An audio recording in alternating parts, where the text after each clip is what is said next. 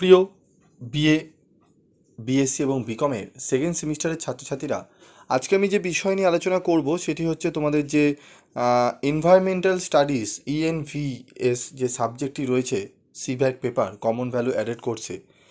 তো সেই সাবজেক্ট থেকে আমি তোমাদের অলরেডি প্রথম অধ্যায় থেকে গুরুত্বপূর্ণ 2 নম্বরের প্রশ্ন এবং উত্তর নিয়ে আলোচনা করে দিয়েছিলাম।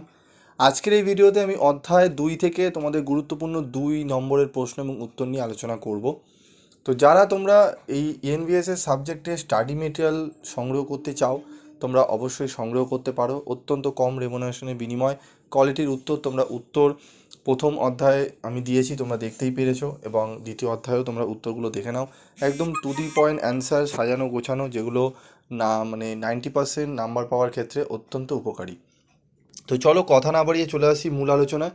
তো তোমরা চ্যানেলে নতুন, তারা অবশ্যই চ্যানেলটি সাবস্ক্রাইব করে পাশে থাকা বেল আইকনে ক্লিক করে রেখে দেবে এরকমই নিত্য নতুন ভিডিও পাওয়ার জন্য। তো দেখো, আমাদের প্রথম প্রশ্ন হচ্ছে দ্বিতীয় অধ্যায় থেকে, পরিবেশগত আইন বলতে কী বোঝো?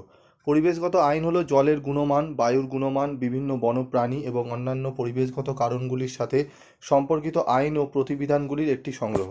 পরিবেশের দীর্ঘমেয়াদী সুরক্ষা এবং পরিবেশের বিভিন্ন উপাদানগুলির মধ্যে ভারসাম্য রক্ষার উদ্দেশ্যে মানুষের কার্যাবলীকে নিয়ন্ত্রণ করার জন্য কিছু আইন বিধিবদ্ধ করা হয়, যা পরিবেশ আইন নামে পরিচিত।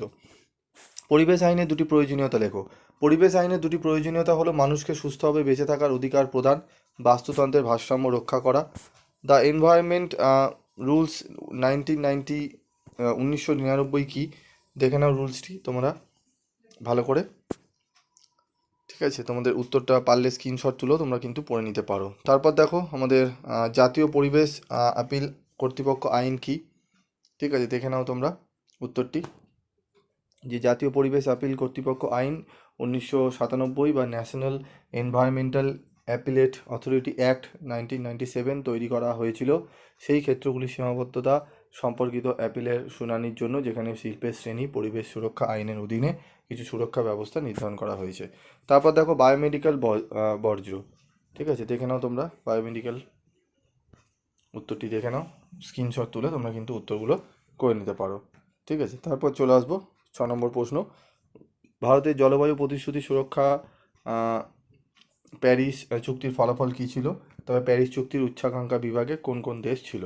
ঠিক আছে, এখানে যে 7টি প্রশ্ন তোমরা দেখলে, এই 7টি প্রশ্ন খুব ভালো করে করো। পরবর্তী ভিডিওতে আমি তোমাদের আরও অধ্যায় 2 থেকে আরও গুরুত্বপূর্ণ প্রশ্নগুলো নিয়ে আলোচনা করব।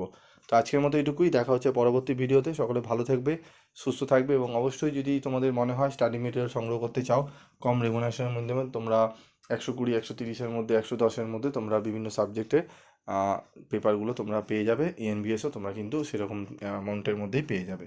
ঠিক আছে, তোমাদের 400-500 টাকাও কিন্তু খরচ করতে হচ্ছে না এরকম আদর্শ উত্তর নোটস পাওয়ার জন্য। আজকের মতো এটুকুই, দেখা হচ্ছে পরবর্তী ভিডিওতে।